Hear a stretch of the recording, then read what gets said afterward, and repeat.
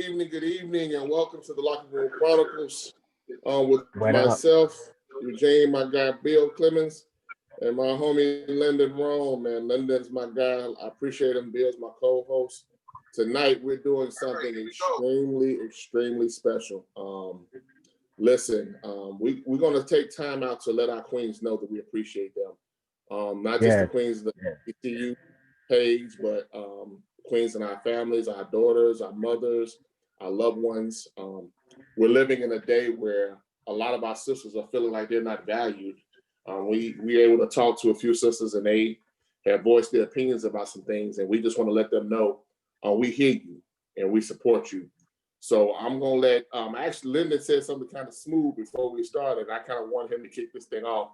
So Lyndon, man, come on, we discussing valuing our Black queens, and I just want you to kind of start our conversation off, and we'll just go from there. And fellas, everybody got to participate. I also gonna call you out. So yeah, here we go. One time for the fun time. Go ahead, Lyndon.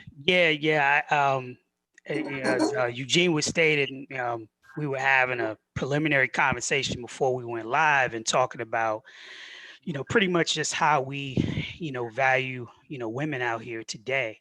There's a lot of brothers out here who are of heightened evolution to believe in the sanctity of women. And in that conversation, I was saying that when I met my lady, when I was at that heightened adoration stage, one of the things that was very difficult when I first started is that I had to fight through all the thorns and the brush and all that stuff that was her trauma from what previous dudes had done to her. okay, And okay.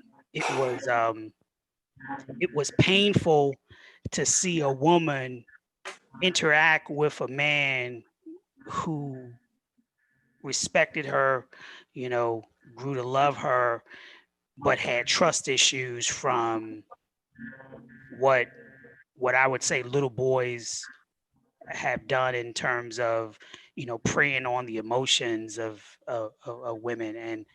And I can't say to, I say it to my sister, I say it to a lot of female friends that, there are a lot of men out here who appreciate, who you are, what you bring to the table, um, the level of presence that you all have in society.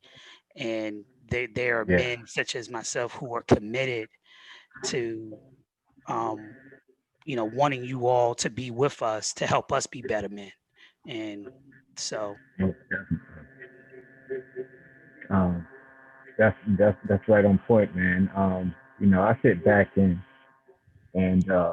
watch all the black magic, you know, stuff going on in the black magic awards and all that stuff that celebrates black women and what they're doing in society today and how they're leading in, you know, corporate America out in out in the courtrooms of America and just doing their thing in whatever area they find a love and their passion for their expertise, and they out there doing the damn thing. You hear me?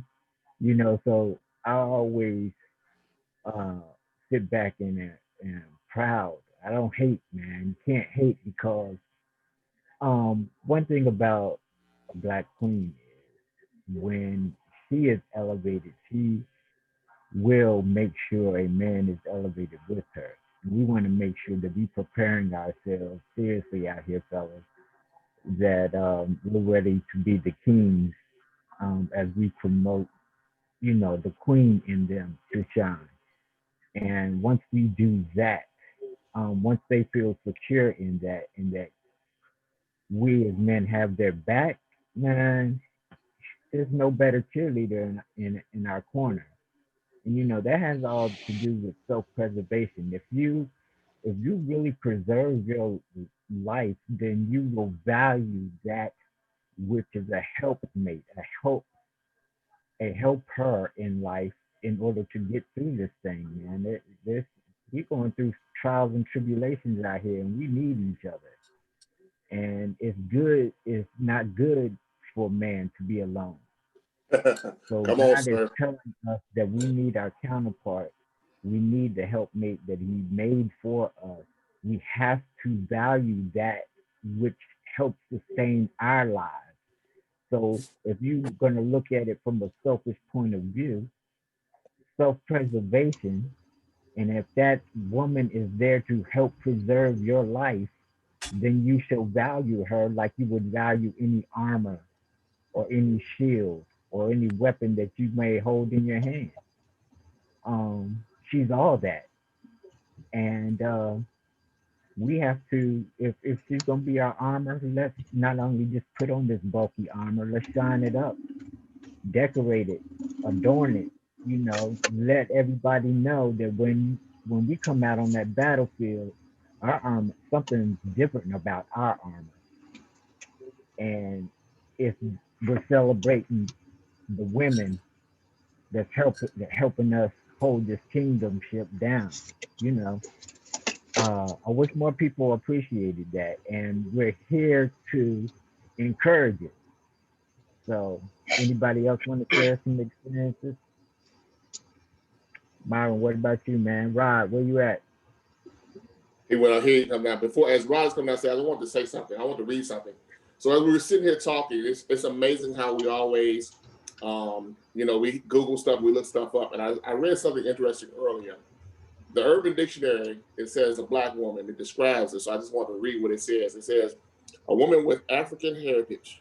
Oh, Lord, what happened? Hold on. It says, a woman with African heritage, a woman who usually has a dark-skinned complexion and thick, kinky, or curly hair.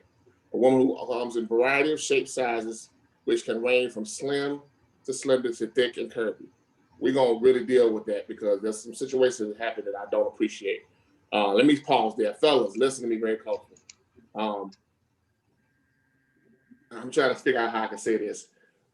We have got to start valuing our queens no matter what shape, size, or color they come in. Somebody posted something very post on the page that says, why do we give each other the number system? Listen, sometimes, people, women can be thick, they can be slender, or whatever it is, but it's really not about the way she looks, it's about how she carries herself. Because sometimes you might run into a woman that's absolutely beautiful and has the most disrespectful spirit and just the most, just she's just not that individual that you really want to build with. And then you might meet somebody that might not be what you think she to be, and she could probably be the blessing to you. So I'm saying that to say, stop judging based on looks, because some of us don't look that good, but somebody still loves us. So we still got to respect our queens and appreciate them for who they are. So stop judging their sizes. I don't like that. It says they're also very intelligent. Don't shake all their buster rap music. Most want an education and a good, well-paying job. Fellas, there are more educated black women than are educated black men. That's a statistic. That's absolutely true. But the one thing I love about the black woman is that you don't realize we as black men, we go through a lot, but they go through a lot too. And they go through struggles. They have to fight. I know a young lady who she's like one of the only female managers on her job. And it's amazing because the things that she has to endure running a multi-million-dollar company and running it and men running under her, that's a whole nother level of their being tenacious. She has to be a tenacious individual and she has to really focus. So we need to really understand and start really looking at what the black woman means to us, because we all have, some of us have daughters, we all have aunties, but we really have to understand who they are. It said also it should be noted that black women do not like to be praised because of their figure. In other words, fellas, stop looking at these women like, oh, she thick, she that. Listen, I tell people all the time, and it's just no lie. You know what attracts me to a black woman? Her mind, her intellect. You can be fine as all outdoors, but if you can't challenge my mind, if you can't hold me accountable, if you can't bring me to the carpet and say, this is what I need from you, and really stand on your square, then there's nothing we can really talk about. Yeah. And it goes on to talk about their creative and what the things they do. But here's the one thing I love about black women. If we go back in our culture, black women are survivors. They are survivors, bro. They listen. You can't beat a black woman trying to learn how to survive. They're survivors. Those that are single mothers, they have raised whole families by themselves. There's a young lady, and and I'm gonna try to be. I just put there's a young lady that I know, and I am so godly proud of her. She has all boys, and she has done a phenomenal job of raising those boys. And I tell her all the time, yeah, she had help from time to time, but 95% of that she did it on her own. And she did that while getting a bachelor's degree, getting 2 master's degree, and she's still trying to go. So the tenacity of a Black woman is amazing. So fellas, those of y'all just came on, if you don't understand tonight, man, we're just lifting up not only the queens of the HBCU, but we're lifting up our Black queens, our mothers, our daughters, anybody that's affected our lives. So if you want to tell a testimony of a Black woman that helped you get through something, if you want to tell a testimony of something that your mom did or your grandmother, or just the strength that you saw, we came to encourage the women tonight. And we also came to basically squash all this negative energy that has been kind of raising up on the site. Like we want to purge. We're gonna do the purge tonight, and the second part of the purge starts next week when we shut down. But this is the first part. Just letting our Black women know that we appreciate them. So I've talked enough. I want to hear from somebody I have not heard from. So quit scratch your head and turn around, because you're already off in the call. You come on back to this screen and run that. Let me hear what you got to say about this topic, young fella. Oh, I was looking at the play on the screen. But first, let me turn the TV down. But first and foremost, we can go back into the green room when I first came in, and just to see how nurturing Black women are. I said, Gene, I'm going to Chicago. Ava and Whitney both said, no, you're going for business, not for fun. And I don't know these. I mean, I just met these women probably 3 or 4 months ago. And women that I've been around a whole long time, and they know that I'm trying to conquer my PhD, and basically like, you can't go to Chicago to hang out. And and he won't be with me. I got him. He ain't like the fool. But to me, with them just saying that, it's just like, you care about what I'm trying to do in the future. Basically like, we trying to make sure you stand clear of the goal, because I can honestly say, I just had this conversation earlier with somebody about my ex-girlfriend. I was still trying to get my PhD, but she wasn't buying that.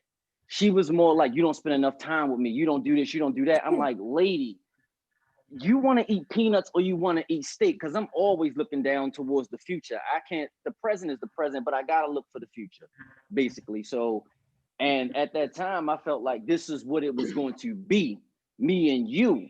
But you wanted to stop the whole thing, stop the whole program. And then I got 2 women that I just met a couple months ago, like, we're going to keep you on the path. So it's like, Black women are naturally nurturers. And like Gene said earlier, they're survivors, straight up. We didn't seen it through the history of TV shows with Florida Evans, through Claire Huxtable, everybody. And also, I'm going to piggyback off Gene said earlier about looks. Looks fade. They fade. And all the men in this and on a Zoom tonight can attest to this. When we were younger, we used to see guys with females that we didn't think were attractive and be like, well, why he hanging with her?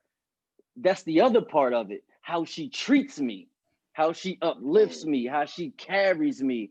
So as Gene said earlier, like, the looks are the looks, but if you have great looks and a shitty personality, you're unattractive all over. Basically, most definitely. Yeah. So and if you may not be the number thing that came up earlier, so we just gonna throw the numbers out there. You may be a 3 or 4 or 5, but if you got a 10 personality, you are great. You are great. So that's what I'm gonna say right there for this one until another question comes around.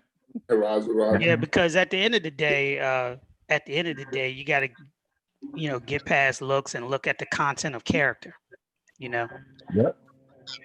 And that's the thing. Character take you a long way.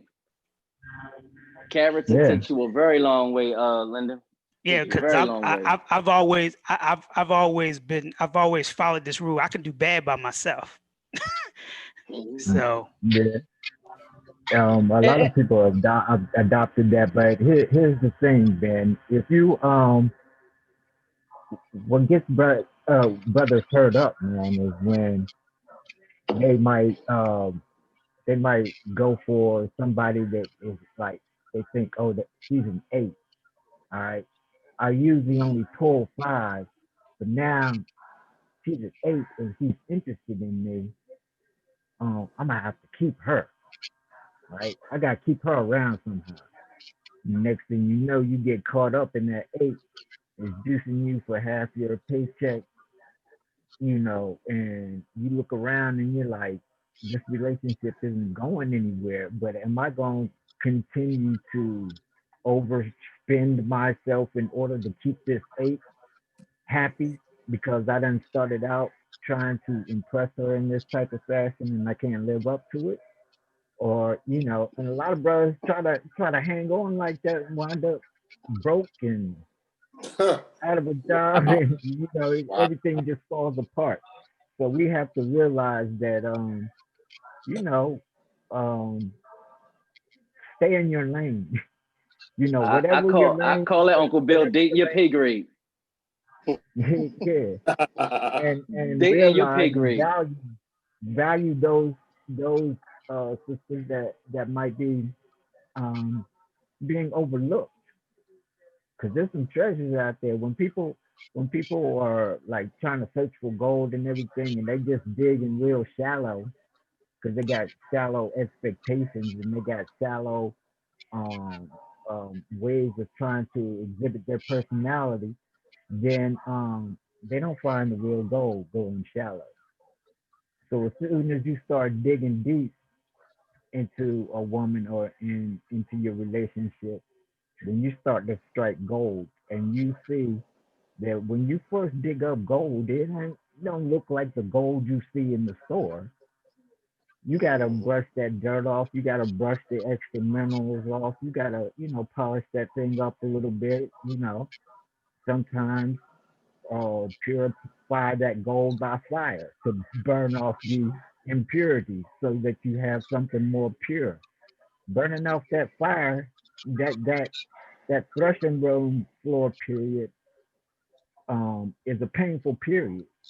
That's when you're shaking off a lot of things that are access and don't need to be in your relationship and may be harmful to your relationship, right? So that purification, somebody got to be strong enough to stick and stay. And you need to value those women that are out there that's willing to do all of that and not complain. Um, I think Eugene, right? We were basing this whole valuing our queen based off of Proverbs 31, right? You want to go to that Pro- now? Proverb 31. Yeah, go ahead. Most definitely. All right, basically it's the whole chapter. But if you want to get something like the contemporary English version or like your amplified or message Bible or something like that, open up that version. Because King James is a little confusing if you're not used to what they're Well, talking about here's in the that here's time the period. thing in a whole nutshell. For years, I don't want this to be too biblical, but we are going to touch on this. For years, it has been taught that even in the beginning of time, that women have been getting men in trouble. Okay, fellas, I'm gonna bust your bubble. That's a lie. That's a lie. Um, That what? Say that that's a again. lie. Men have been getting women in trouble since the beginning of time. The incident between Adam and Eve in the garden was a lie. That's let's be honest with that. That was a straight lie. Um, it's really a shameful that in the beginning, God had given us everything we wanted, given us the woman we wanted, given us paradise. We were in paradise, and Right. unfortunately, the woman was tempted according to the Bible. But if you really read that part of the story, the man was standing there the whole entire time. He watched the whole thing go down, and then the moment that he broke God's covenant with him, and that word covenant is deep, then that's when we got in trouble. It didn't happen with her. Right. And what was the first thing that man did? He threw her under the bus. He said, "That woman you gave me," and I hate to say it, being a man of faith, I've heard that message preached, And it really didn't take me to one day I had a conversation with God and he showed me that was a lie. He was like, y'all messed up. So fellas, why are you saying that? Because we mess up, fellas. Like, it is our responsibility, even from the beginning of time, to protect our women. And we have not done a good job of it. But The story that Gene, I ain't gonna cut you. I'm not gonna cut you off, Gene, with that. Because what you stating is real factual, because she is our rib. So what that makes her a replica of us. So would you put yourself in huh? Would you disrespect yourself? No, would you call wouldn't. yourself So your name? no, I wouldn't. Then that's what we're doing. They don't understand that. Yeah. No, yeah, right. That's crazy. Yeah. You know, and if everybody understands and takes also a look at the whole scenario, right? When Eve goes and to the tree of life and she takes the fruit, right? And she eats it. Does anything happen? No, nothing happens.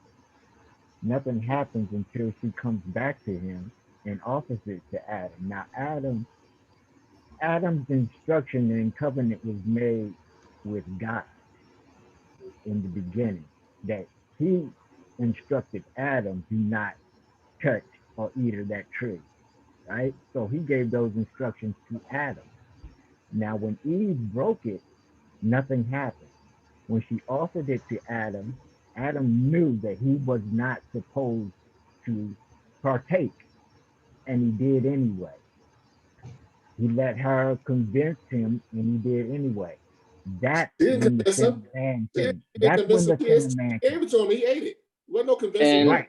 what's the first thing we got, fellas, in here? We got our word. Right. Our word. So right then, that's when the sin came, and that's when the curses came also. It didn't happen. The curses didn't come after Eve bit of the fruit. It did not happen until man did. And that's when God said, "Bow, Adam, you broke my covenant. Because I told you. Now it was your responsibility to make sure she didn't eat it.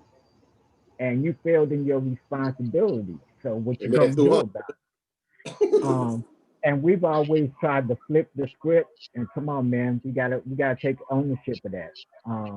We gotta take ownership of that. And then in doing so, we can honestly look at a Proverbs 31 and see what type of woman that we would want to seek out in order to be that queen that we value beside us.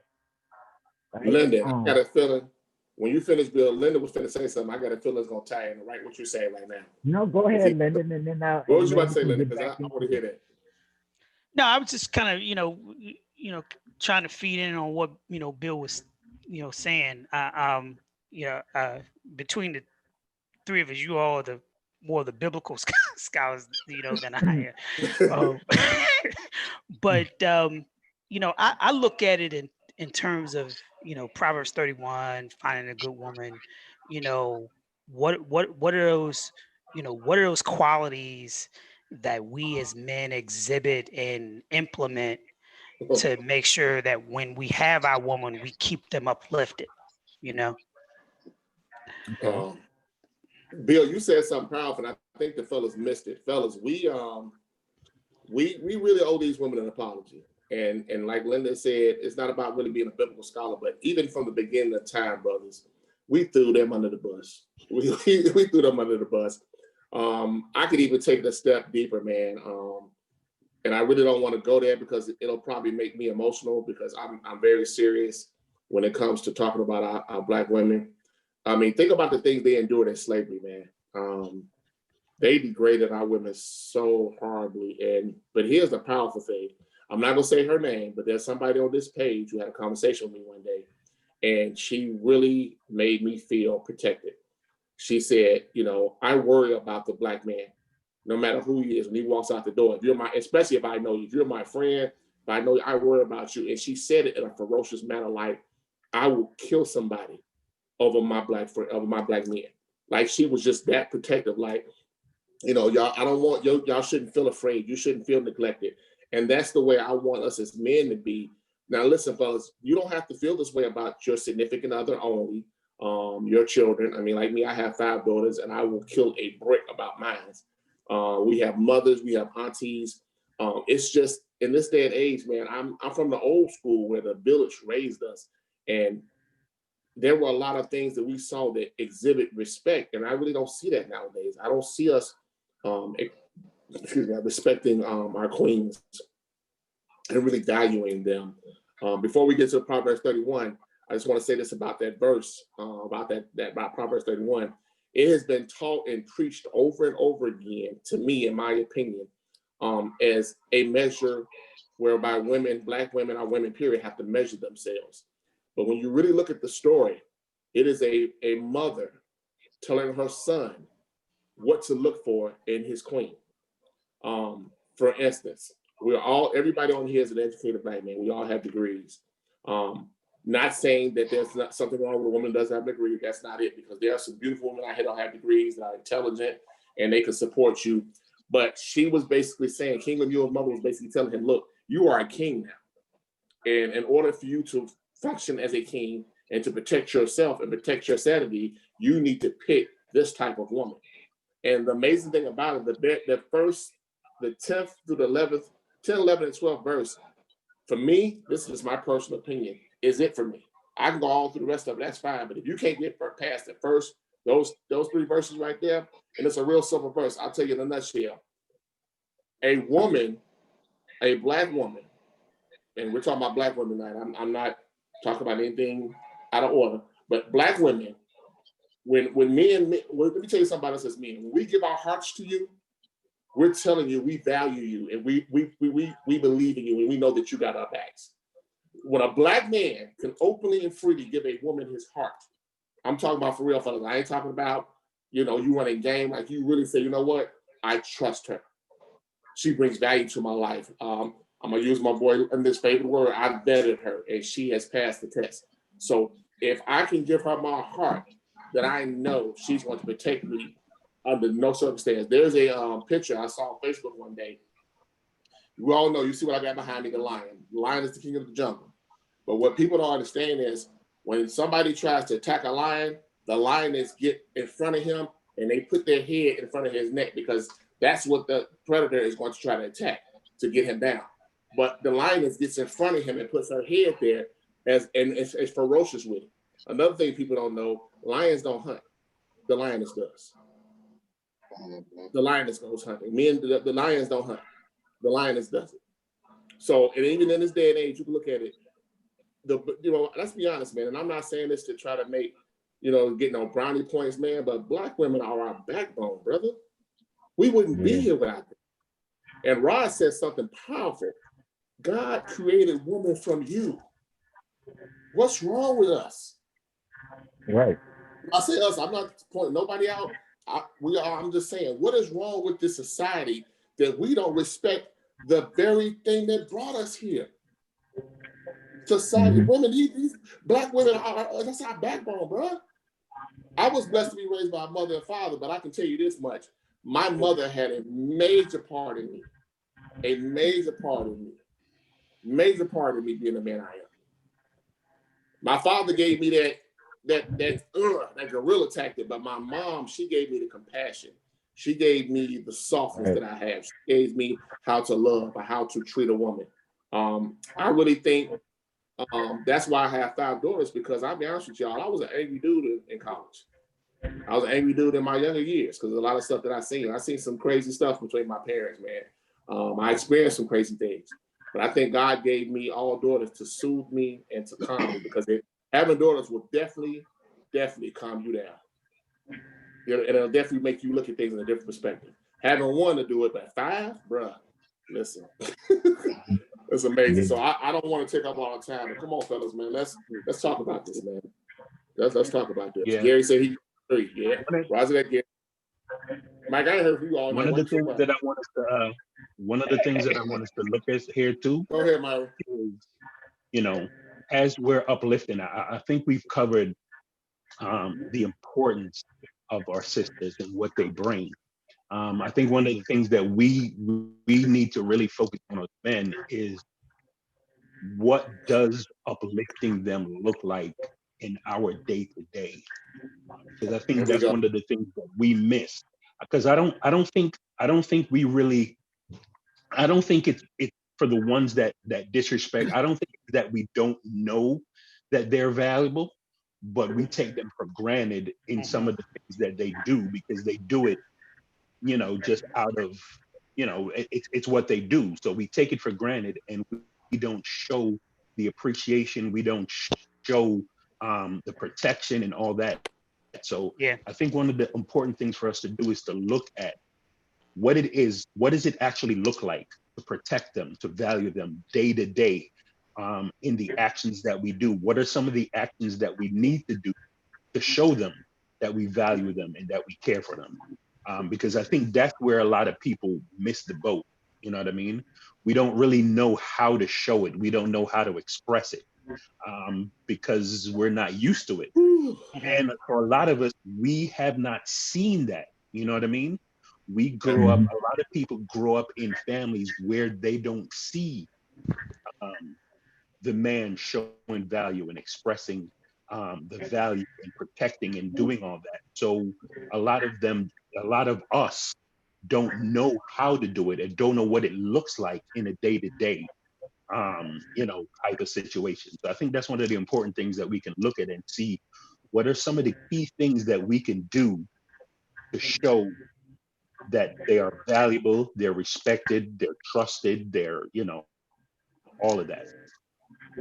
And if I could just Yeah, add on to that, one of the things that I've told a lot of guys that when you don't do things just like everything you just said, especially when you're, whether it be, your lady or, if you're not doing anything to keep them uplifted, what happens is you cause them to be devalued and you make them accessible to other people that may not have their best interest in mind. Whew, say that oh, again. excellent, Hey, excellent, Preach, brother, preach, brother, right say that. there. You know, excellent.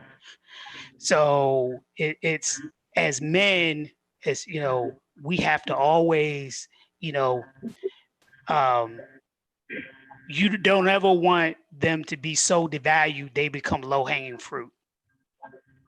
So Oh yes, word, word. Cecil, what you got on the matter, man? I know you got something to say. Well, Myron just asked a question. We got a question on the table, and then we actually just had Oh the same yeah, question from YouTube, the very same question. Fellas, here's the question. What does it look like to uplift our black women? And what does uplifting look to you when it comes to our black women? That's the question on the table right now. I'll go first. I'll go first. And it's not even from me that I did it. Cecil, mute your Uplifting phone, black bro.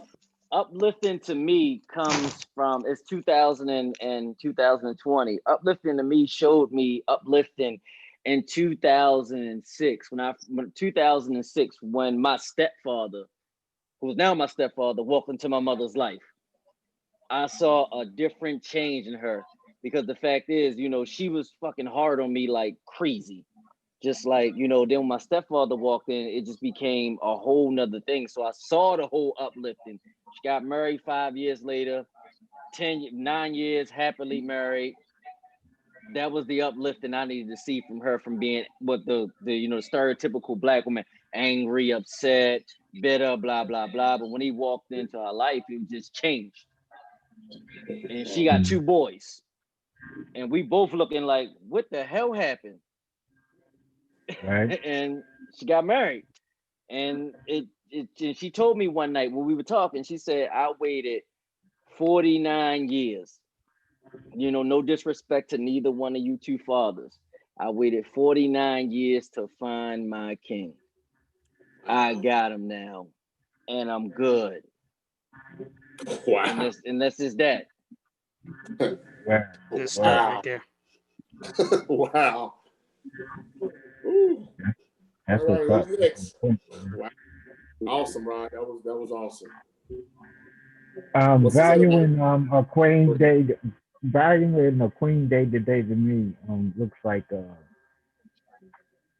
trying to be painfully aware of of how they're feeling, try to tune in what they're going through, and try to find ways to make yourself available to them throughout any portion of the day to show in little ways, man. Like they might call from work or something like, I'm frustrated right now. And just you being available and saying, all right, dang, I'm really in the middle of something, but let me put off what I need to put off and say, babe, you want me to call you up and say, relax. Um, we only got a couple more hours. Just get through the rest of the day. Tell you what, when we get home, I'm gonna run you a hot tub and all that other stuff. And I want you to relax. Don't worry about dinner. I can order that in or cook myself and just be accessible to take some of that pressure off of her, realizing and appreciating that a lot of that stress that she has, she's taken on for you. And then all in self-preservation, when we were talking about the woman coming from Adam's rib, and that's a part of him, that's what I mean by self-preservation. To be with a woman preserves your life, right? So to appreciate that thing that preserves your life, you would want to cherish it. You would want to take care of it. You would not want to abuse it in any type of way because you are abusing your own life when you abuse that which helps to sustain your life. So once we if we can show in little ways throughout the day, they take notice when we notice the little things, right? When we notice that they got their hair cut and they come in and you're like, oh, Dad, babe, you got the haircut. You went ahead and chopped it off, huh? You went ahead and got bold and chopped it off. It looks nice. Let's celebrate in some type of way. Yeah. And that those little things start to add up. She recognizes that you recognize the little things in her. And you, in order to do that, you must appreciate those little things also. So I think that's reaffirming Myron.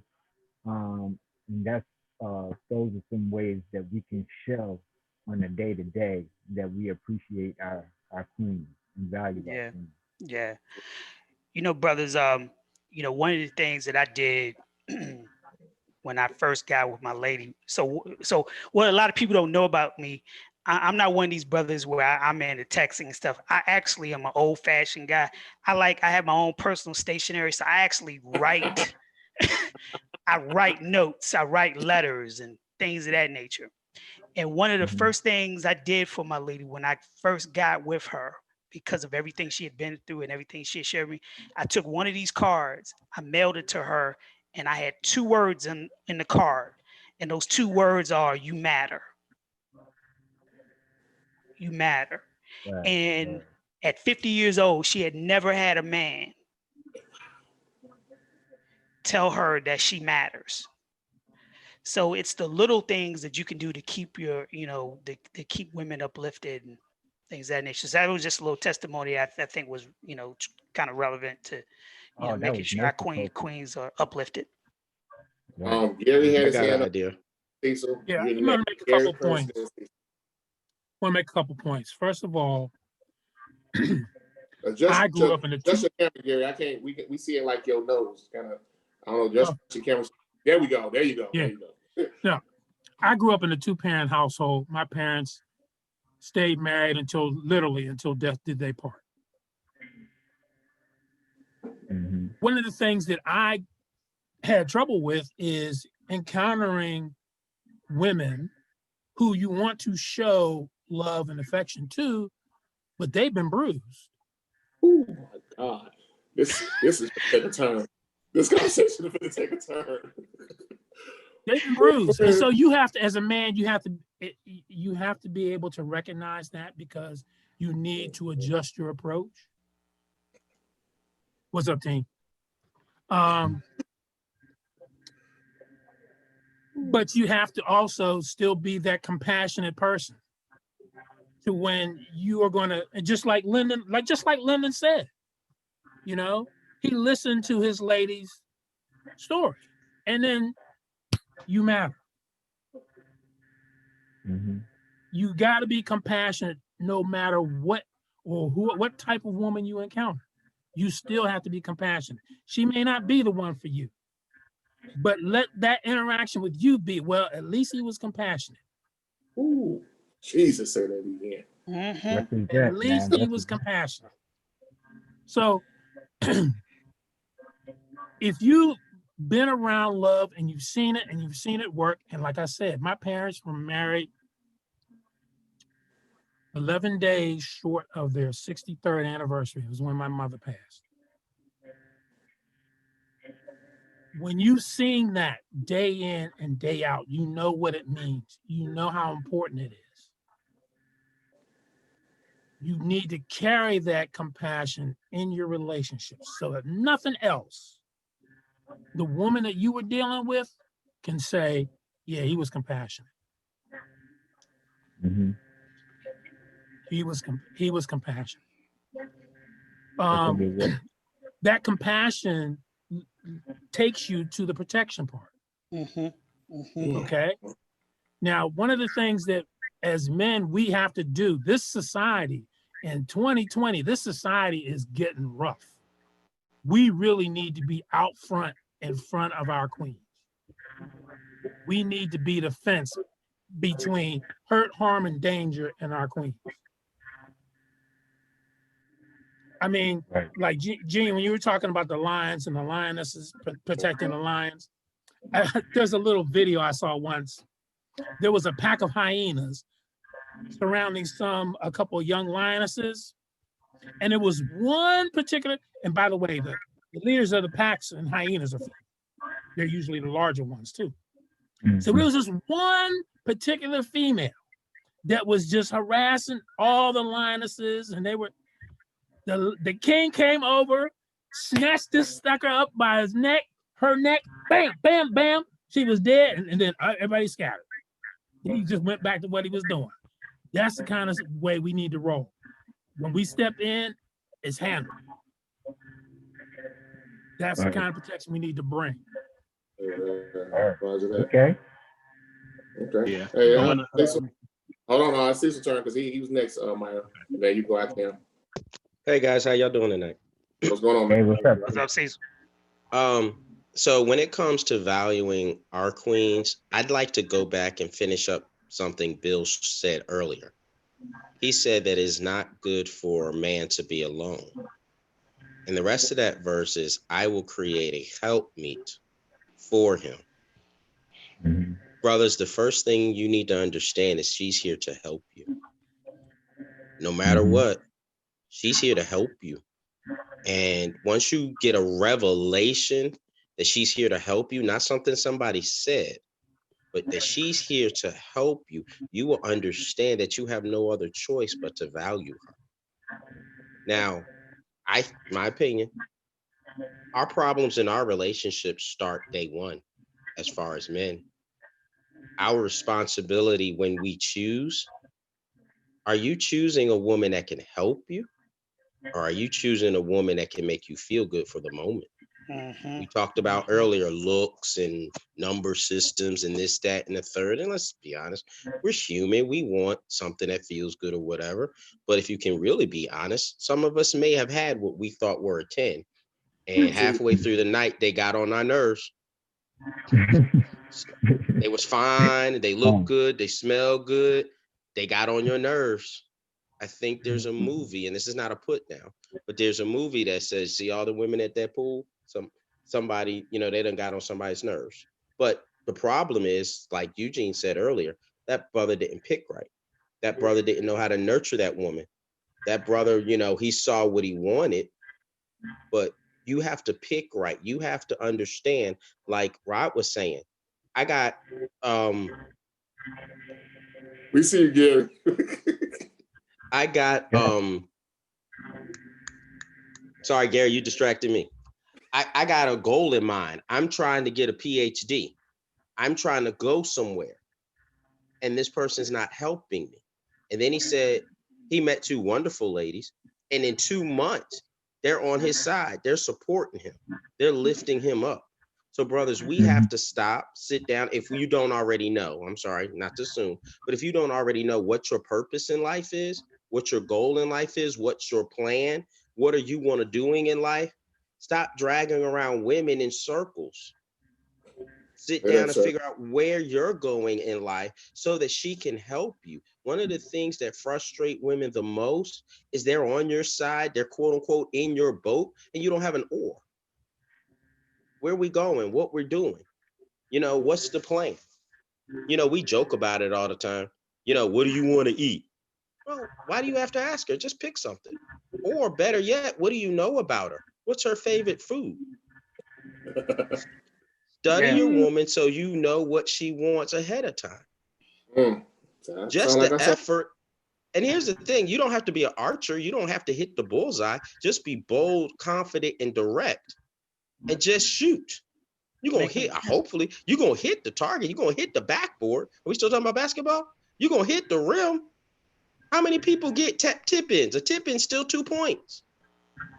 If you get the ball, alley-oop, if you get the ball near the rim, she'll dunk it for you. Sometimes women love, hey, get dressed, put on some jeans, I'll be over at 8. Where are we going? I'll let you know on the way there. They love that spontaneity.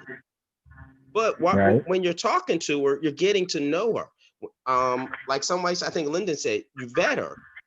Soon as you meet her, soon as you say, hello, my name is Cecil, the vetting process and the discernment process needs to start. Body language, tone of voice, mood, what is she talking about? Where is she going in life? What is she doing? What is her goals? What are her dreams? And as a man, your dreams, goals, and kingdom should be so large that she can spread her wings as an eagle and fly and feel comfortable up under what you have, up under your covering. Sometimes, I'll be honest, our vision is so small, they feel squished. And then we get in our ego, and then that's all the other stuff. Miles Monroe said, when purpose is not known, abuse is inevitable.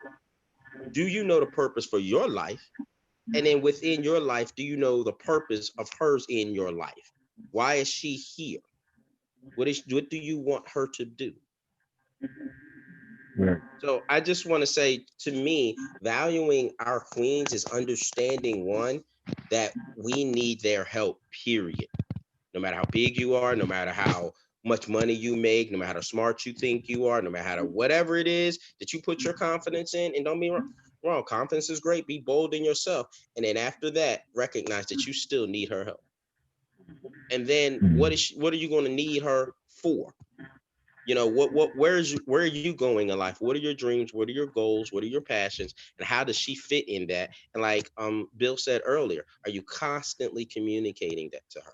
Are you constantly communicating your appreciation to her? Are you constantly letting her know, hey, you did a great job. Oh, you look good. I'm gonna tell you now, little details, nails and toes and hair. If she gets one highlight, you best notice it. So that's what I have to add. Go ahead, Myron, because I want to say something. Go ahead. Yeah, actually, Cecil covered a lot of what I was going to say, so I'll just highlight it. The question really is, what does it look like day to day for you to value and honor your woman? And I think Cecil and Bill touched on it. The first thing is paying attention, getting to know her, getting to know what she likes, what she dislikes, the different things, how she operates, how she wants to see things being done, how she likes certain things. Maybe it's the way she likes to keep her house, or just like certain things with whatever. But getting to know her and getting to know the intricacies of her and what she likes and what she doesn't like. The other thing is just showing small things, paying attention, like Bill was saying, and again Cecil said, know when she's changed something, know when she's bought a new dress, or maybe she's trying a new color of her nail polish, or she's got her hair done a different way. Pay attention, because those are the types of things that you will see, and that is what is going to tell her that you value her because you're paying attention and you're noticing her. You're not just going along the way and dragging her along behind you. You're actually paying attention to what's going on in her life and what's going on with her. Show her that she's important, even simple things, simple things. Walking on, back in the day, you heard of the whole chivalry, walking on the outside when you're walking down the street, just to show her that she's special. I mean, really and truly, if you think about it logically, if a car's going to come hit you, you're going to get got anyway. But the importance is you're showing her that, hey, I'm valuing you. I'm going to put myself between whatever the world has thrown at you. I'm going to put myself in between there to be the protector for you, and just showing her those different things. When you're making your decisions, make your decisions really factoring in her input. Don't just be like, yeah, I know she like, but I'm gonna do this anyway. But actually factor in her input. Let her see that your decision-making process and your plans and your goals include her and includes her feelings, includes her thoughts, and includes everything like that. So, it's all, those are the little things that you can do day to day to show her that, is important. You're thinking about her, and she is a part of your daily life. Nice. Hey, I want to tie on something that Lyndon said. Lyndon, you're gonna get me in trouble, bro, because you said something very powerful. I'm gonna be real transparent for a moment. Lyndon said that his lady, he had to fight through what other individuals had done. Now, let's keep in mind this conversation is just not just about those that are significant others, but these are about our mothers. Oh God. These are about our mothers, our daughters, our sisters, our aunties, our grandmothers. As a young man, I grew up in a two-parent home, but I grew up in an abusive two-parent home. My father was very abusive to my mother. In fact, I'm gonna be real transparent here. When I started therapy, my first therapy session, I came home and my mom called me. She's like, well, how did it go? And I was telling her it was good. And out of the clear blue sky, the Lord showed me something that happened between my mother and father when I was 5 years old. And when I say showed it to me, bruh, it was like for 30 seconds, I was there. And for the next 45 minutes, I cried like a baby because my father had jumped on my mother and beat her so bad. And as her son, there was nothing I could do about it. She packed me up and took me out the house at 5 o'clock in the morning in the dead of winter in Chicago. She had on a gown, she had on house shoes, and she had on a coat. And he had beat her so bad that she collapsed about 4 blocks from the house. I'm saying that all to say this, fellas, we are conditioned from birth to do things we shouldn't do. It's our upbringing. But the thing that is amazing is that we as individuals can make our own decisions. I made a decision that day never to be that type of individual. Unfortunately, I fall into the trap of arguing and fighting when I was much younger because I knew no better. But as I'm older, man, I've developed into this place where there's nothing more beautiful than a Black woman. And I'm not talking about somebody that I'm dating. I'm not talking about not only somebody I'm dating or somebody, even though me and my ex-wife are not together, she is the mother of my children, and she's given me some beautiful children. And sometimes you try to protect sometimes, and they don't let you. But that's neither here nor there. But I want to get back to Linda. Linda, you said something very powerful. Uplifting our women, especially, and since you went there, I'll put it this: uplifting our women, especially ones that you're interested in, is a very difficult task that's not for the weak.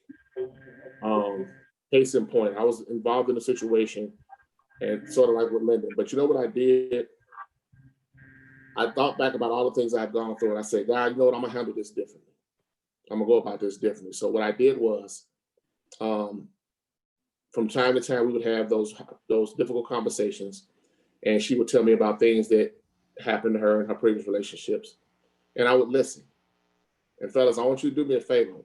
When you're involved in these type of situations, sometimes, let me say this, it's not your responsibility to fix them. It's your responsibility to listen to them. Listen and then implement. Don't listen to respond. Don't listen to say that was wrong. Listen to what they're saying, because sometimes they just need to get it off their chest. So that's a part of uplifting. And sometimes they just want to hear. They just want you to hear what they have to say. If it's something happened in their job, something happened in a previous relationship, they just want you to listen. So sometimes you need to listen. So you listen to those situations, and I came up with a simple mantra. And fellas, you know, I'm giving you this. It's something, I'm sure you might have said it before, but this is something, and I mean it when I say this. It's a real simple thing. Just let me love you. I know what he did. I know what they did. It was foul. They bogus. Yeah, they did. But at the end of the day, I just want to love you. I want to show you what's different. I want to be that difference. And like Gary said, and he just said something to help me out. And even though that situation didn't work out, I promise you, they walked away from me like, yeah, he cared. Because no man has ever told me, just let me love you. Just let me be there for you. Just let me have your back. One thing about us as Black men, when we're 10 toes down, we're 10 toes down. We in it for the long haul. And when you do that, fellas, let's just be honest. Sometimes it's gonna get tight, but you still have to understand this is somebody's daughter. This is somebody's mother. And you still have to love and respect them. You still have to cherish them. So Linda, I applaud you for being, whether you know it or not, man, you really an example for us, bro. Like, you know, I speak and Bill speaks, and we all three of us, we speak, man, but I glean a lot off of you. I glean a lot off you, and it's kind of crazy because of where you are. I thought I was in a situation like that, but sometimes things can be so tough. Sometimes you have to take a step back, reevaluate, and then figure out what it is that you want to do. Like, okay, how do I approach this? Because when you're really determined to be that king, you know, being a king, it costs. But you can't be no king without a queen. And that's what King Lemuel's mother was teaching him. You cannot be a king without a queen. It doesn't look right. It's not a good fit. And if it's not the case, then why did God say at the beginning, like Sister said, God said it's not good for man to be alone. Brothers, I'm good, I'm straight, man. I don't need no woman. Quit lying to yourself, man. Without the Black woman, without women in our lives, man, we would be a mess. Matter of fact, this world might not even be here. Go look through the Bible. All through the Bible, man, there was times where it was a woman's words that calmed a man's spirit, that prevented a war, that prevented something negative from happening. It was Queen Esther that went to her husband and stopped him from killing her people. And back in the day, you couldn't even come to the king without being summoned. But because she prepared herself, and then, oh God, thank you, Jesus. Because fellas, women, when they really into you and when they really trust you, they prepare themselves for you. They do what is necessary to be presentable to you. They make sure they watch their behavior.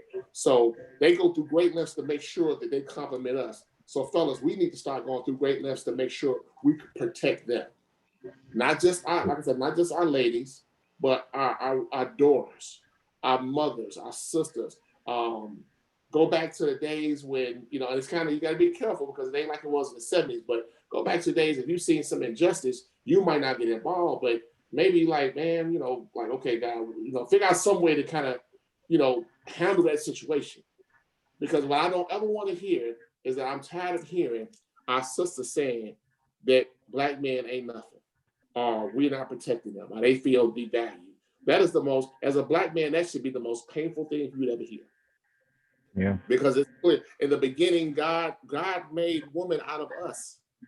He took a rib from us and created woman for us. So how do you, and I used to do something that, and I'm going to be transparent again. I used to do something that was very crazy. I used to be the type of person that would vent about my situation back in the day. My marriage, it was rough, man. I would vent. Anybody that would listen, man, I would vent. And then my pastor told me one day, he said, listen, son, he said, stop telling people your business. He said, especially that you're married. He said, because what happens is you picked her. So you talking about her ain't gonna make you look no better. It's really making you look stupid because that's your wife. And you're sitting here talking about her and saying all this. So in other words, I didn't protect her.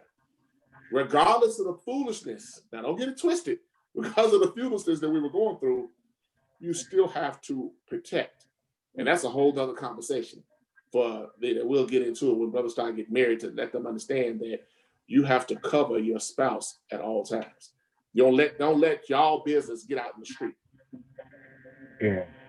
You know what I'm saying? But as far as how does it look to value our women, brothers, we got to sit back and look at ourselves, because really, say that again, Jing. Say that again. Say that again. We got to sit back and look at ourselves, because in the beginning, I'm telling you, this. I'm not trying to be a preacher, even though I am. I'm not trying to be a preacher, but in the beginning, man, we threw them under the bus from day one.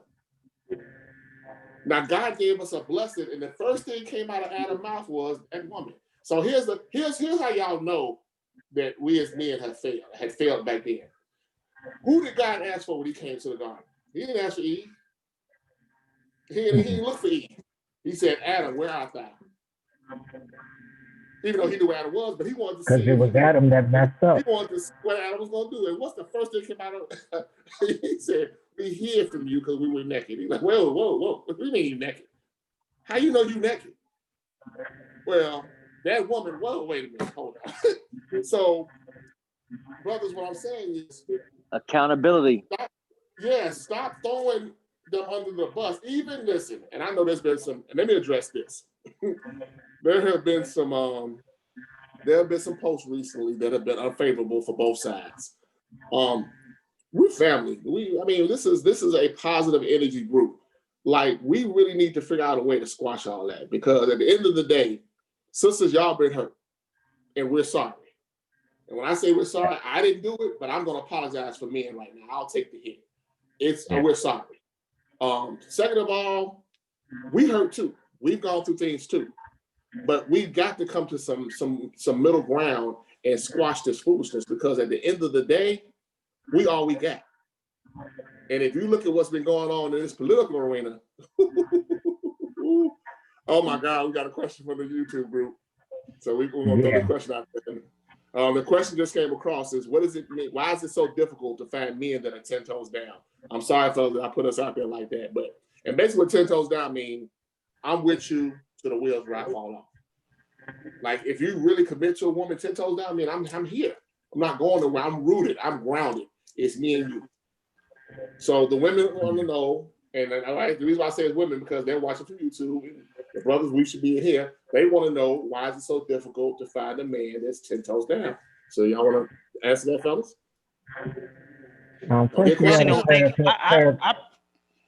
Go ahead, Linda. Me personally, I don't think it's difficult.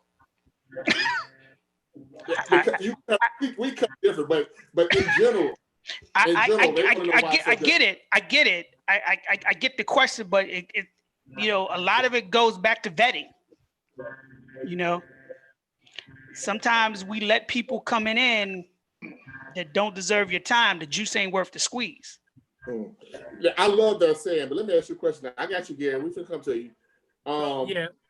You're saying that, but here's the situation. What happens when you meet that one and you do everything right? I mean, you do everything right. I mean, like every time they wanted to talk, every time they needed you, you were there, you listened, and it still doesn't work out. Like, you're 10 toes down, like, I'm here. Unfortunately, Linda, you just said something powerful, and I think Gary spoke on it too. Sometimes, unfortunately, they might not be ready for that. Some of them. They're not ready to receive. They're not ready to receive it, because let me tell you something. It's a painful feeling for a man to truly love a woman and truly want to have her back and truly be there for her for real. And because she's been so damaged from previous situations. Yeah. And we can kind of go back to the last part 4 of the Love and Basketball series. There were 6 fouls. The 5 fouls, after 5 fouls, that 6th foul does what? It puts you out the game. Mm-hmm. And what was the 6th foul? Dysfunction. And sometimes both parties, men and women, we become so used to dysfunction that when something positive, or when someone positive of something that's good for you come along, we're so conditioned by the dysfunctional situations we've been in that we can't realize that this is God's blessing. And we as men and women sabotage ourselves because we're so concerned about the other shoe dropping. That's what happens with the 10 toes being down. When a man tries to be 10 toes down, sometimes women look like what he, like they like I've been so used to all these issues, but here come this man, he's really got my back. Like he's really flowing with me. So, but I want to try it, but I'm scared. Yeah. I want to go there, but I'm scared. Because here's the amazing thing for men and women, fellas, ladies. Imagine God giving you exactly what you prayed for. Not what you asked for, but what you prayed for. And my famous saying is, prepare for what you pray for. Every man wants a queen. He wants a down woman. Every woman wants a king. She wants a man that's 10 toes down. But fellas, are we preparing for our queens? Ladies, are you preparing for your kings?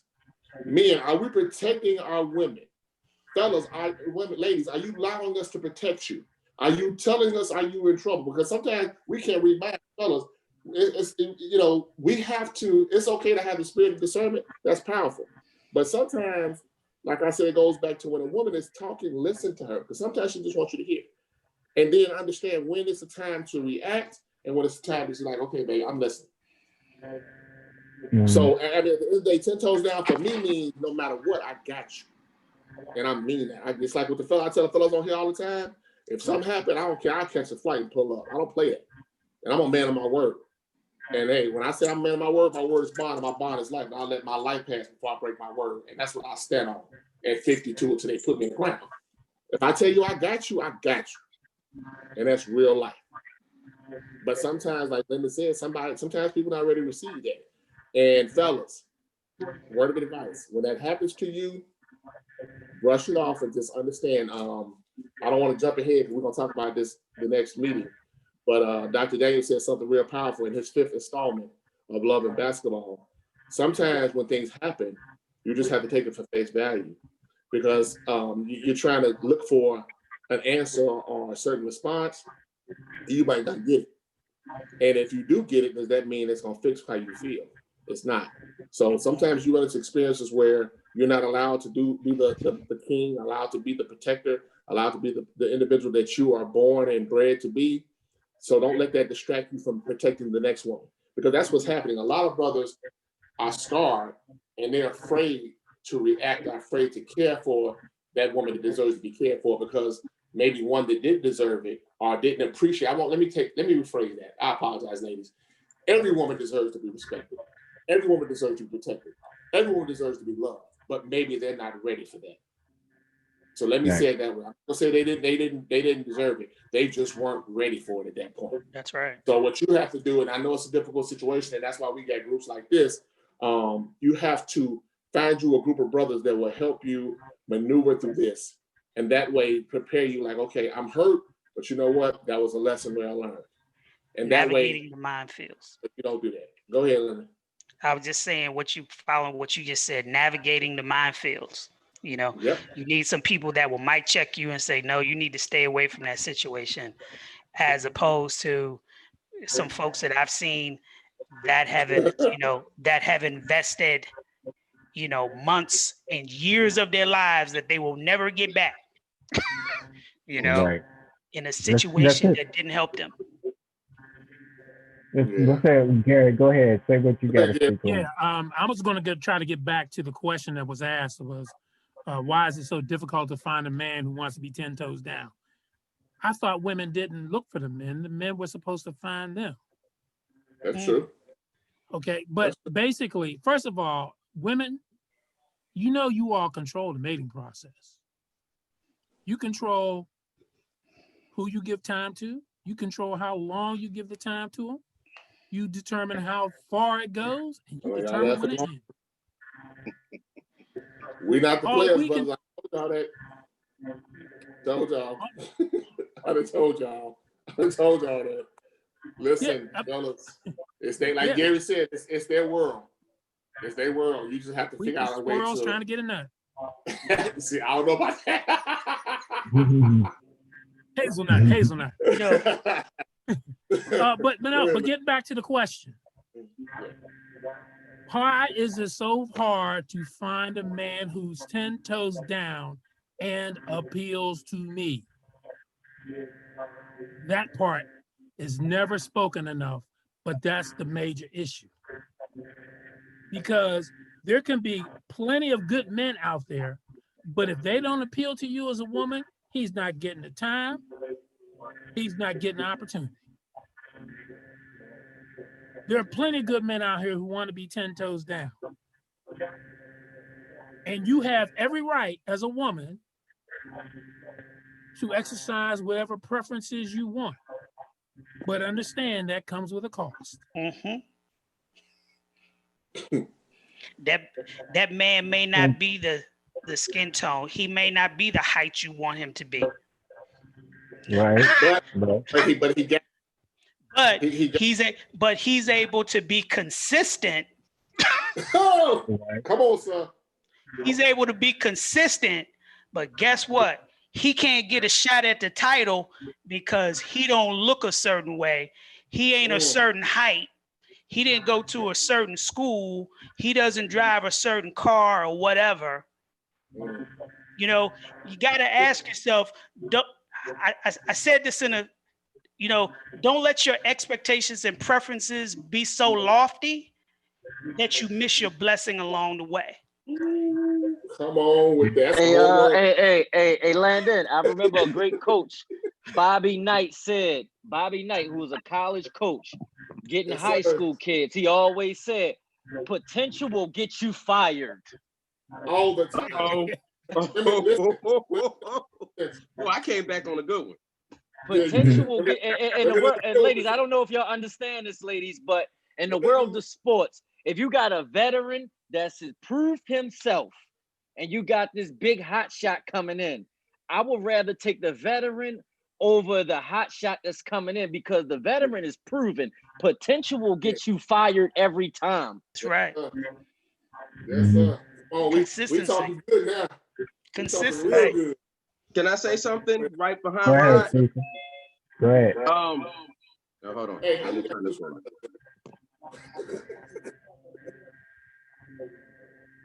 You muted yourself, Stephen. Speaking of sports, one of the things we always said, if you see a 7-foot basketball player in D3, his coach is about to get fired. Yeah, all of those, that height, that look, why is he playing D3 ball? And if we want to be honest and not throwing shade, we have all looked at couples and said that dude is 7'2" at D3, somebody's Southwest Jesuit school. And he's on. Hey, Cecil, let's be real. He stink. He stink. You said that. I'm trying to be nice. I'm trying to be nice, Cecil. No. He stinks. She looked up. Level. She saw 7'2". And ladies, we're not throwing shade. We are men. We're trying to help you. We're looking at it from the perspective of a man. Let's be honest. When you see a Coca-Cola bottle and she can't carry a conversation, y'all say the same thing about us. So yeah, those looks and those things, we talked about it earlier. It's got to go both ways. That's you right. know, it don't, look a certain way, but she's intelligent. She got good vibes. She can carry you somewhere. Everybody's like, amen, go that direction. Yeah, pick the one that's going to be good for you. Well, same thing. Pick the dude that's going to be good for you. Be honest with yourself. Keep it real. We love you. We love you enough to tell you the truth. Look back over your life. Look back over your history. Look back over the history of the ladies in your family, your sisters, friends, people in this group. We all are people who, especially if we're over 30 and 40, we've been through some trials and tribulations. Ask yourself, why did I get in that relationship? What was it really about that person that made me choose them over them? That's a real conversation you got to have with yourself. Like, Lyndon said, it's great, your type and all of that, but when is your type your enemy? You look back over 4 boyfriends, they all look the same, but they all treated you bad. I'm gonna tell everybody a secret. Yeah. Everybody else see how your person look too. Everybody else see that they fine. So if they're fine and they don't have faithfulness, let's be honest, you're gonna be in for some trouble. Yeah. That other girl see that he fine. Faithfulness. you're gonna be in for some trouble. So in reference to the 10 toes down, ladies, we basically came on here to let you know, we as Black men appreciate you. We salute you. There's a poem I want to read. We're gonna wrap up in a second, but there's a poem that I looked up today and I want to read it. It says, "To a Dark Girl" by Gwendolyn B. Bennett. It says, "I love you for your brownness and the rounded darkness of your breasts. I love you for breaking sadness in your voice in the shadows where your wayward eyes rest. Something of old forgotten queens lurks in the little abandonment of your walk, and some of the shackled slave sobs in the rhythm of your talk. A little brown girl born for sorrow's mate. Keep all your love or cleanliness, forgetting what you once were a slave, and let your full lips laugh at fate." When I looked at this, man, it just basically shows that despite what the Black woman has gone through, she has endured a lot. She has been through a lot, man. But Black women, y'all are phenomenal.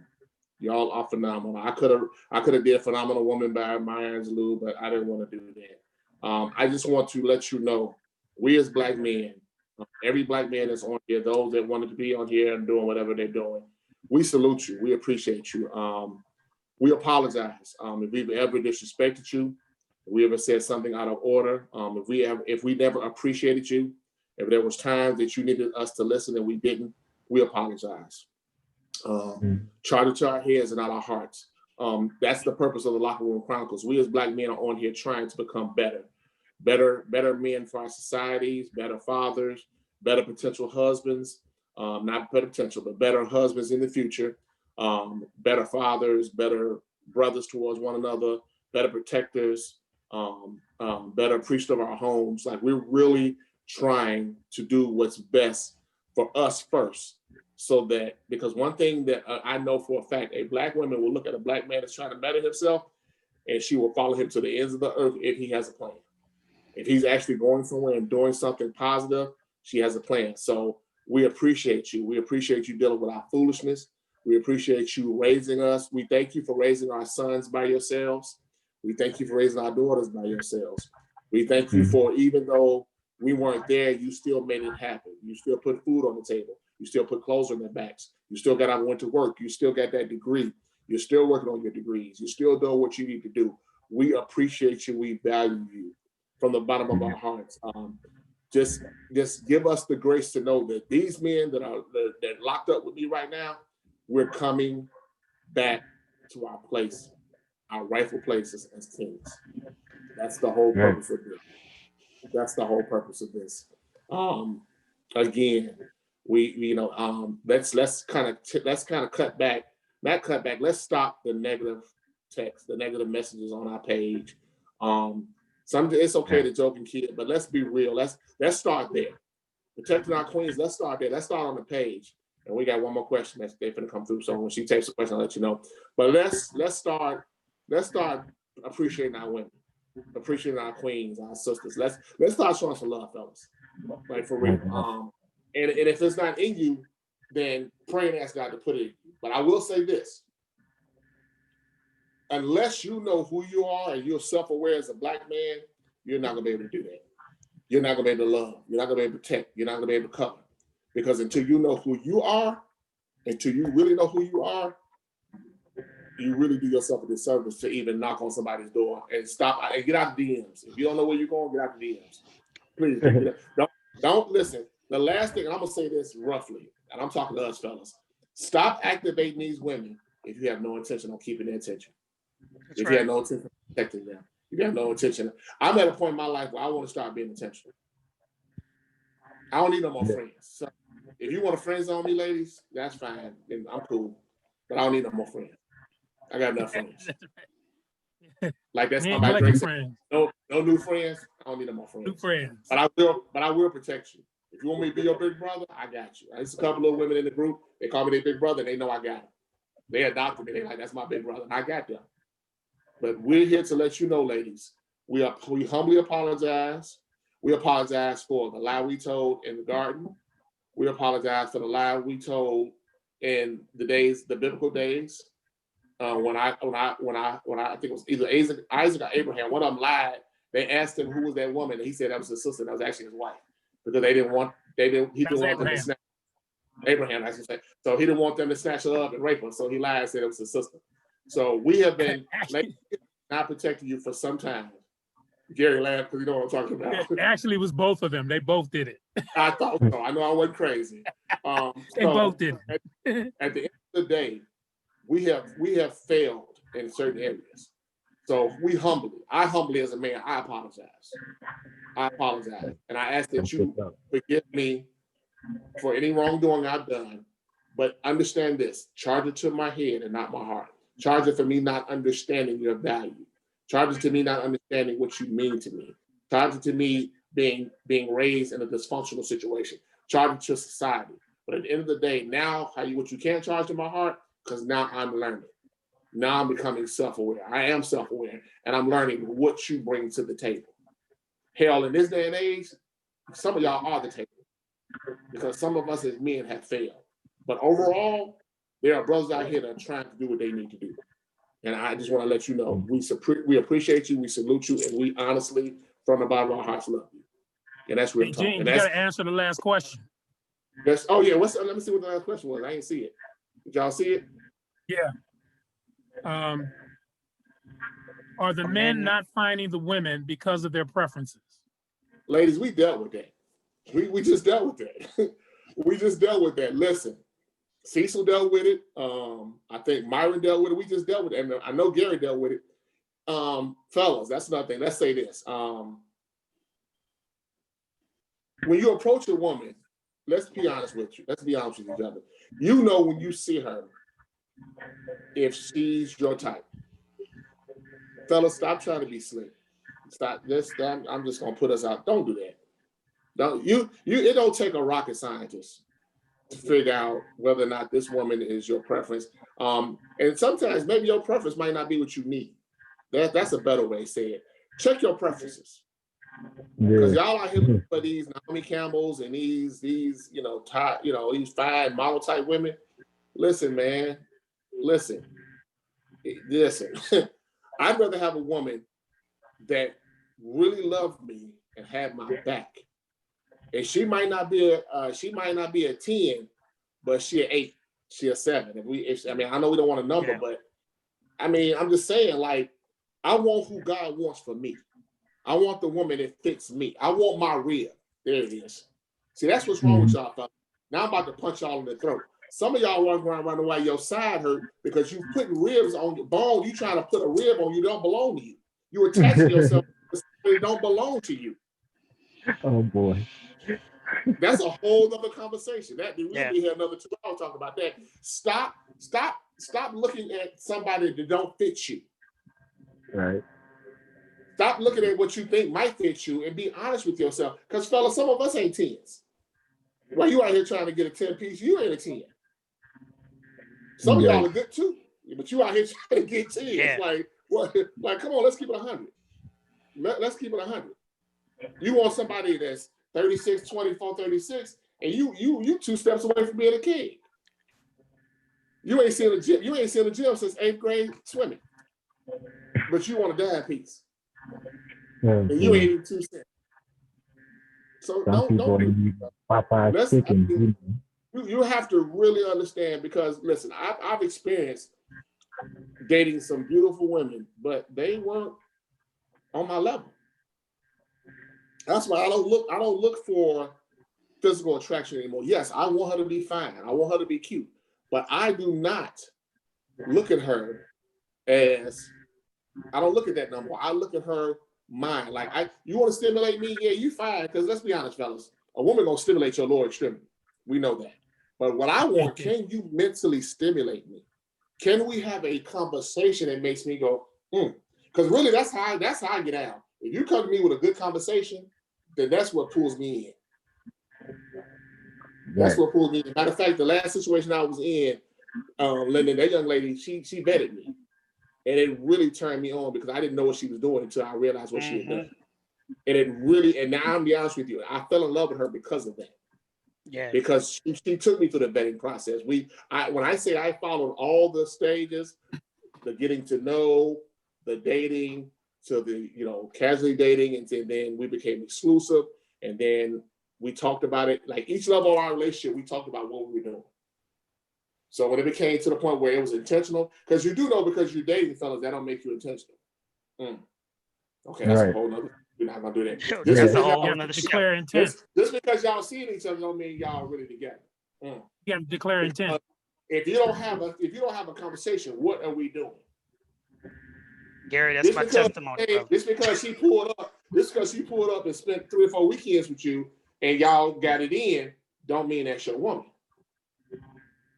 If a conversation wasn't had, I keep telling y'all this, and every time we meet, if you're not having the necessary conversation to establish what it is y'all doing, then that's when miscommunication, and then that's when you are not protecting her. So that's a good point, fellas. If you're interested in somebody, let them know what you want. Have those conversations. As the relationship moves to different levels, make sure you're having those conversations because you don't want to be confused. Gary, you're going to have the last word, then we're going to wrap it up. I was going to say, you should explain how you approach a relationship. You explain what your stages are, what you want to achieve in each stage, and what you think you're going to end, where you think you're going to end up, what you're seeking long term. If you lay it out like that, everybody knows what's up. And it's about conversations. It's really about conversations. At the end of the day, you have to have a conversation. What are we doing? Real quick, fellas, we're getting ready to embark on something really deep. I want the fellas who will join me. It's not a requirement, but I'm asking you to join me. Dr. Darius Davis has a book called Relational Intelligence. If you brothers would join me, I would like for y'all to purchase that book. I already have it. I actually ask you to purchase that book. And what we're going to do is we're going to maybe read a chapter or two a month and kind of dive into this book. If you know who Darius Davis is, that's who's been basically sort of our curriculum for our meetings. This man is phenomenal. He's very simple. The way he explains the word is simple. Like I said, I watched the 5th one today again for the 3rd or 4th time, and it blew my mind because I've seen some stuff and heard some stuff that I didn't hear the first 3 or 4 times I watched it. So if you would join me, fellas, I want you to buy that book. I think it's probably about $20. Relational Intelligence, and it's basically, because understand this, fellas, who you pick in your life to be your mate determines your future. If she's not tied to your purpose, and I'm saying, when I say tied to your purpose, not that she makes herself be at your purpose, but if she's not naturally tied, if y'all purposes are not lined up, then you're going to end up hurting yourself. Because when you're trying to go this way, she's going to be trying to go that way. And it's not that she does not love you, it's that y'all purposes are not lined up. So it's more to this. So let me add on to that answer that we were talking about. Now, it's more to this preferences. It's what do you bring to the table? This is what my future looks like. What does your future, how do you fit into that? Me, a men's ministry. I love dealing with my brothers. I know this is the anointing that's on my life, dealing with the men. I appreciate this. So if I kind of need a woman that's going to flow with that, not because she loves me, but because that's natural for her. Maybe she flows with the women. Maybe her anointing is flowing with women. So we're a tag team. We somewhere down the road, we get married. We have a marriage ministry. We have a couples ministry. Bam, she hit the women. Bam, I'm hit the men. And then we come together, and everybody's like in sync. And that's what it's about. Make sure they're in sync with what you're doing. Because sometimes, fellas, a lot of us watch this, and this is Dr. Darius too. And he said, sometimes your launching will be delayed because of who you're attached to. Sometimes you're stuck in life, Mr. PhD Rod. You're stuck in life because you're trying to get a PhD, and the one that you with don't even understand what a PhD is. So be careful when you're trying to do stuff. Be careful who you attach yourself to. Because there's a verse in the Bible, and I'm done. It says, lay aside every weight that so easily besets you. So sometimes we attach ourselves, we let things come attached to us that weigh us down, and we wonder why we're not moving, why we're not growing. It's because of who you chose. It's because of that preference that you chose, that she got to be a dime. She got to have long hair. She got to have a big booty. She got to have this. And then turn around and you're wondering, why am I stagnant? You're stagnant because the one over there, the thick and curvy one that you should have picked, That's the one that had you owning homes, owning property, had you out here getting your PhD, getting your master. She the one that's gonna make sure you get up and do your homework. She's the one that's gonna make sure you have a home cooked meal when you get home. But you were so busy worrying about Nicki Minaj and Megan Thee Stallion that you couldn't get with Jill Scott. Jill Scott is my boo, as a matter of fact, and she can get it. Well, leave Jill That's for my me. woman. Jill Scott Leave can Jill get for it. me. Like old boy in the football. We gonna fight over Jill Scott. Yeah, I'm, we all. I'm with it. I'm with the. I'm a with the cheat fool. too. I'm with it. Because listen, there's a young fool that said what he said about Jill Scott to my shit attractive. I'm at him. He's him. a fool. I see him. I'm at his throat because Jill can get it. Jill can get all of it. Jill is everything. I feel like. Listen, that is my listen. Ladies, if any of y'all hit me, if somehow the Lord bless me with y'all, I'm gonna be faithful till they put me in the ground. But if Jill pull up, we gonna have a problem. I just want to put that out there. You have to put you in handcuffs. If Jill pull up, it's gonna be a problem. Like, it's gonna be a problem. Handcuffs. Because all she gotta do is give me that look, and the way she performed at the Music One Festival. Oh Jesus! And I'm not talking about the sexual innuendo she did. I'm talking about she was singing so good. She got her one from singing. She had to walk off the stage. She was like, "Hold up." Woo, she's like, "I'll be right back." Any woman that can sing herself to orgasm, I'm at her. Yeah, so what are you at the end? Dude, those concerts, man, they're one of a kind. Woo. So fellas, they're one of a kind. Bill, Lyndon, Jonah, where you been, bro? I had a meeting at the. I had an appointment. Okay, this is what we're gonna do. I'm gonna ask Jonah a question. I'm gonna let him answer the question. Well, I miss my brother. I ain't seen him in a long time. Salute. And then I'm gonna let Lyndon close us out tonight because I think Lyndon got something good to close us out with. So, Jonah, here's what we're talking about tonight. We're talking about how to value our women. What is it? And you know what? I love you, Jonah. Let me tell you why I love you. A while back, we had a conversation about parent issues, and Jonah shared something very personal with us about him and his mom. But what really touched my heart, about 2 shows later, Jonah came back and said he went back and reconciled with his mom. And I'm telling you, bro, I was that close to crying. I was like, I ain't gonna be no punk in front of my guys. But your testimony was amazing. So, Jonah, I appreciate you for that, for sharing that with us. But our story is just in line with what you did. What does it mean to you to protect and value our Black queens in this day? And then we're gonna let Lyndon shut us out. We come from Black queens. So at the end of the day, and he falling right in line. Protecting a Black queen means loving our Black queens, despite what may be going on in the world, despite what personal grievances we may have with Black women. Because I mean, let's be honest, we had some brothers put on child support. We heard about brothers put on child support being drugged in the system. It is we ain't on that tonight, Jonah. We ain't on that. We love it. That's neat to know. At the end of the day, it comes down to, standing by our Black queens just like we expect them to stand by us. I mean, because nobody's perfect. Nobody is without fault. So at the end of the day, when it comes down to protecting and loving our Black queens, being there, standing on our word, being men of our word. So. Okay, roger that. Linda, let's wrap us up, and then I'm gonna pray, and we're gonna go on and get off this call. We're gonna close the show out.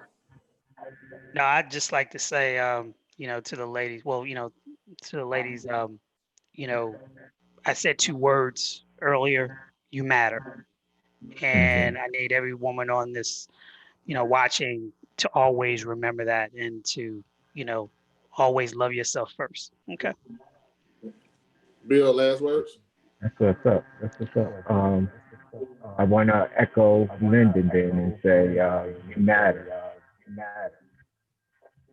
So when we all sit back and personally throughout this next week, think about how we are valuing our queens and what better ways. Remember, our whole theme is double up and to the next level up, right?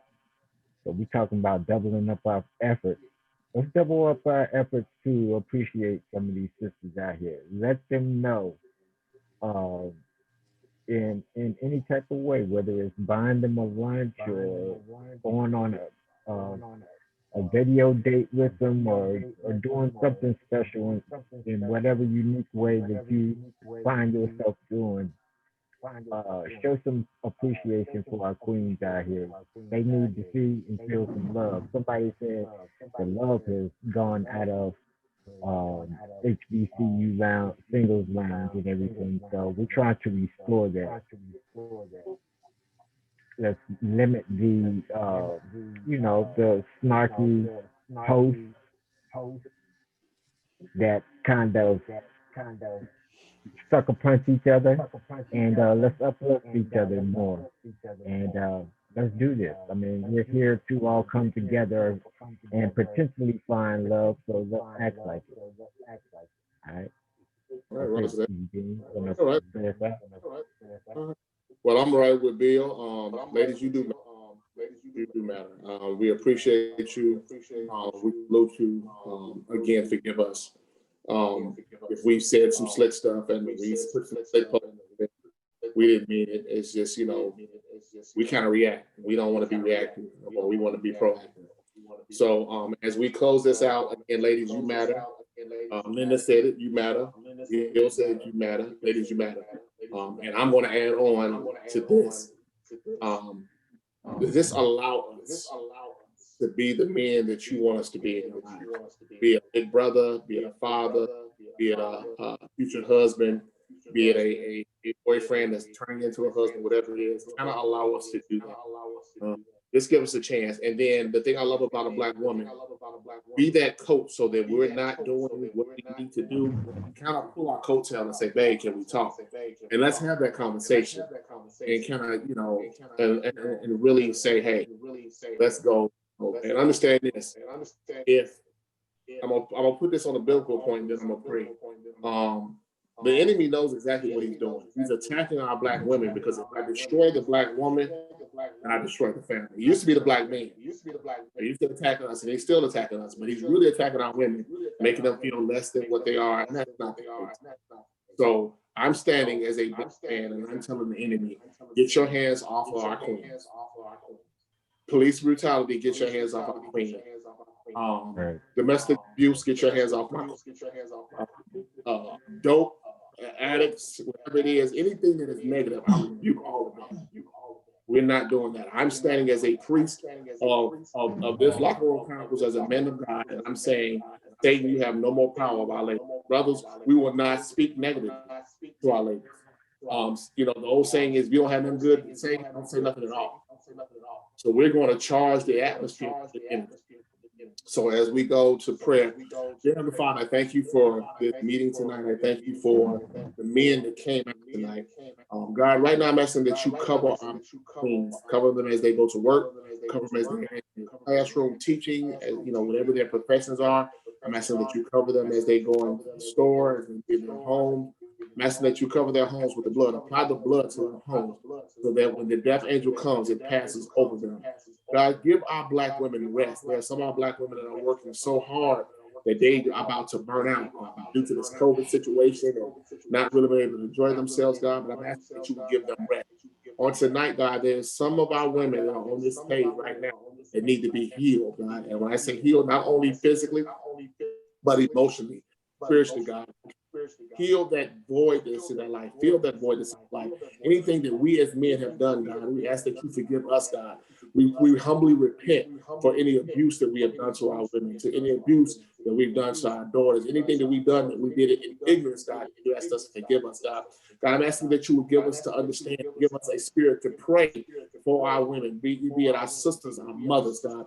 I'm asking that you would unction every man on this call right now to consistently pray and lay before you on behalf of our Black women, God, because not only do Black lives matter, but Black women matter, Black men matter, Black children matter. But yes, all in all, Black lives matter, God. I'm asking that you would not just make that something that we're saying, not something that we're wearing on a t-shirt, but God, allow us to become the protectors again. Allow us to become the heads of the household again. Allow us to become the priest of our homes again, God, in the matchless name of Jesus. God, I pray for a revision, a reviving of the relationships between Black men and Black women, not intimate relationships only, but friendships, bonds that cannot be broken. Despite, even when we're angry, upset with each other, I might be angry with you, but I yet still love you.